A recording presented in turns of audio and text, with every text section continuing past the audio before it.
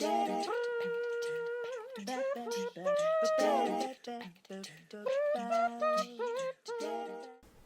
there, Innovation Champions. Melissa Dinwiddie here.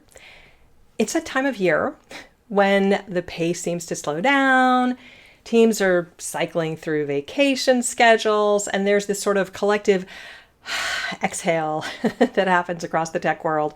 This is across the world, right? But here's what I've learned. Summer isn't the season to coast. It's actually the perfect season to create. Let me tell you a story about the summer after my first wedding. Yes, I've been married twice. And the summer after my first wedding is when I accidentally discovered one of the most important principles of innovation. I thought I was going to be a writer. And what that mostly meant was actually a lot of reading about writing and thinking about writing with sort of intermittent 15-minute stretches of staring at the keyboard and feeling really terrible about myself because brilliant prose wasn't just flowing effortlessly from my fingertips. And as a result, naturally, I started to procrastinate a lot. And one of the things that I did in order to procrastinate was I went to the art store and I bought some really pretty papers with like petals and leaves and things, inclusions in them, because, and also, by the way, I felt like a total fraud while I was shopping at the art store because, after all, I wasn't an artist, so I didn't belong in the art store. But my idea was that I was going to glue the paper around these glass votives that we had left over from wedding favors that we had, given out at the wedding, and I was going to give them away as holiday gifts. And then it occurred to me that, what if I cut shapes out of the paper before I glued it around the glass votives? It'd be like miniature luminaria. But, ever the perfectionist, I didn't want to ruin these big, enormous sheets of fancy paper that I had bought. So instead of just cutting into those papers, I started with the Kraft paper that the fancy papers had been rolled up in. And not having an X-Acto blade at the time, I actually used a paring knife in the kitchen on a cutting board, which really hurt my fingers. And I quickly discovered that I wanted more of this. And I actually have one of this is the original one that I made. It's falling apart. It's very, very old, but that's the original one I made. Anyway, back to the art store I went for an X-Acto knife and some extra blades. And pretty soon I was spending hours making paper cuts. I basically followed my curiosity and I followed my natural fascination for this art form that I was super interested in. And I just kept going. And I could not get enough that summer. And what I didn't realize at the time was that my procrastination had led me straight into a masterclass in what I now call the Create the Impossible framework. That summer of paper cutting became my accidental innovation lab.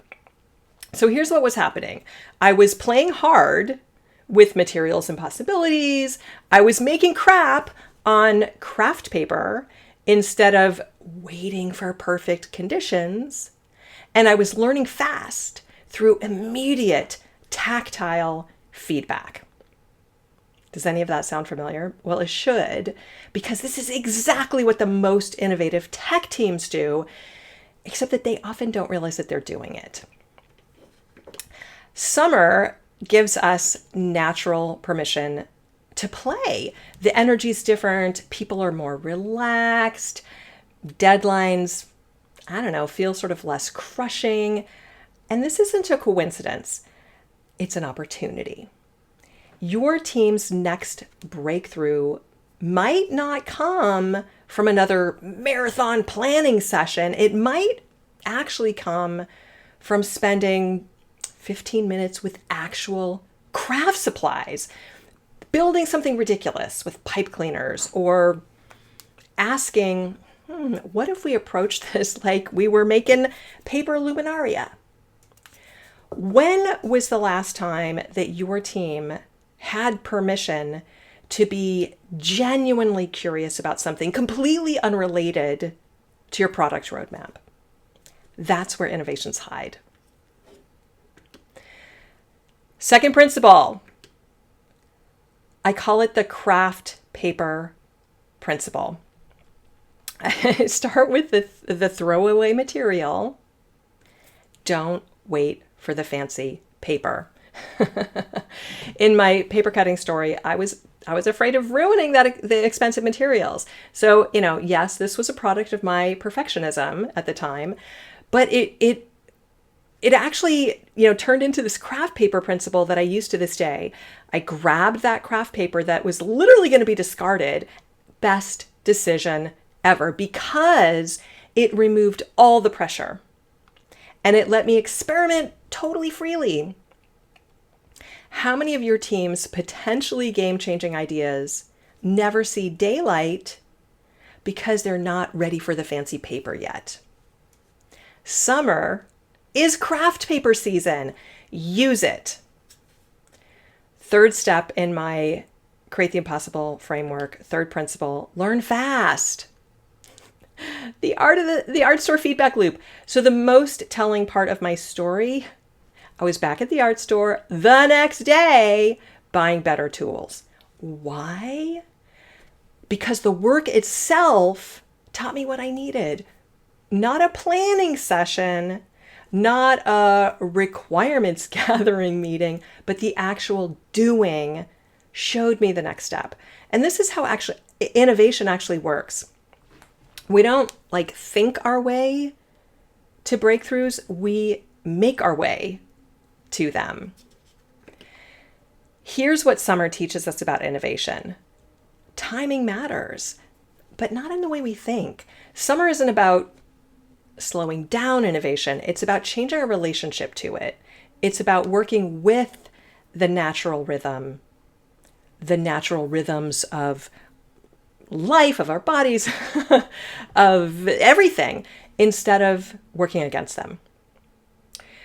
When teams are rotating through vacations, when the pressure's a bit less intense, when there's space for the unexpected, that's not a bug in your innovation process, that's a feature.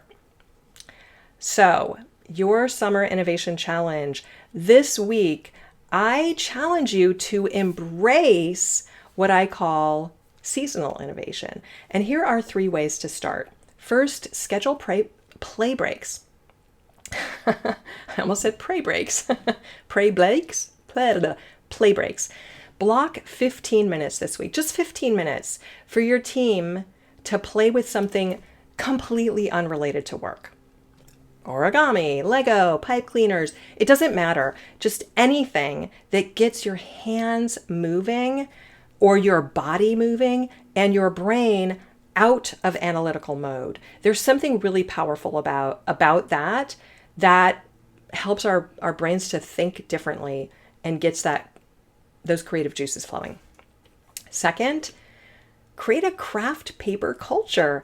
Identify one area where your team has been waiting for those perfect conditions to start, and ask yourself, what is your craft paper version?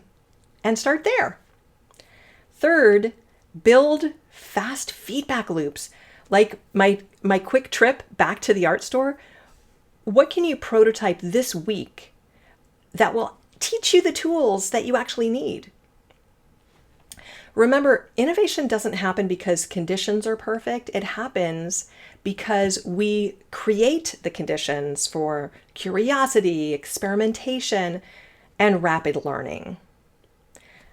That summer of paper cutting, it didn't just give me a new hobby, which would ultimately lead to a 15-year business as a professional artist and calligrapher, by the way.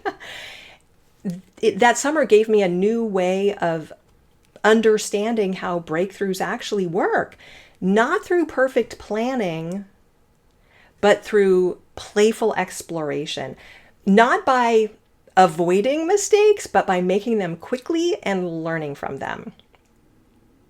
Your team's next impossible solution might be hiding in this summer slowdown, but only if you're willing to play, make some crap, and learn fast. Ready to systematically remove innovation barriers and create the freedom to innovate in your team or organization? Click the link in the description to book a complimentary innovation strategy session. Let's explore how the Create the Impossible framework can help you transform perfectionism into breakthrough innovation and unlock your team's creative potential. If you found these insights about removing innovation barriers valuable, hit that like button and subscribe to join our community of innovation champions. Don't forget to ring that notification bell so you never miss a new strategy for driving creativity and innovation in your work. And I'd love to know your thoughts on this topic. Have you experienced teams where innovation barriers held back great ideas? Or maybe you've been part of a culture where people felt free to experiment and take creative risks. Share your insights in the comments below. Until next time, stay curious, stay playful, and keep creating the impossible. See you next time. Ciao.